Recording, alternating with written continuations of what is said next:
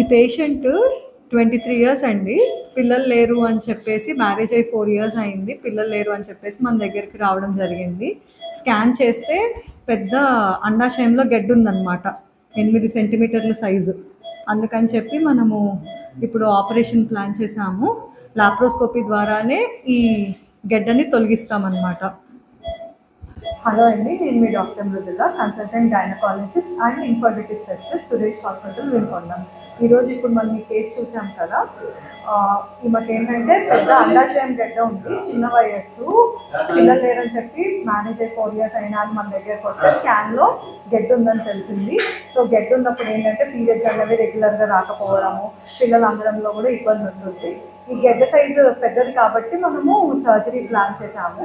So ఇట్లానే ఎవరైనా పిల్లలు లేని వాళ్ళు, కడుపు నొప్పి, పీరియడ్స్ ఇర్రెగ్యులర్గా వస్తే దగ్గరలో ఉన్న గైనకాలజిస్ట్ దగ్గరికి వెళ్తే ఏంటంటే వాళ్ళు స్కాన్ చేసి చూసి ఏమైనా ప్రాబ్లం ఉందేమో అని చెప్తారు. అండ్ మోరోవర్ ఇప్పుడు మన హాస్పిటల్లో ఈ సర్వీసెస్ అన్నీ అవైలబుల్ ఉన్నాయి. ఇది కీ హోల్ సర్జరీ, ఎటువంటి కటింగ్ ఏమీ ఉండదు. లాప్రోస్కోపీ ద్వారానే సింపుల్గా సర్జరీ అయిపోతుంది. 2 డేస్లో డిశ్చార్జ్ కూడా చేసేస్తాము. ఇలానే లాప్రోస్కోపీతో పాటు హిస్టోస్కోపీ సర్వీసెస్ కూడా మన హాస్పిటల్లో అవైలబుల్ ఉన్నాయి.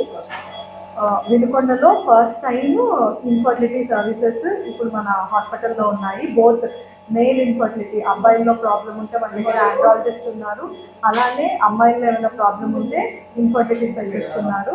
సో నేను సార్ ఇద్దరు ఉండడం వల్ల మేల్లో ప్రాబ్లం ఉన్నా ఫీమేల్లో ప్రాబ్లం ఉన్నా ఒకటే ప్లేస్లో రెండింటికి ట్రీట్మెంట్ అన్నది జరుగుతుంది.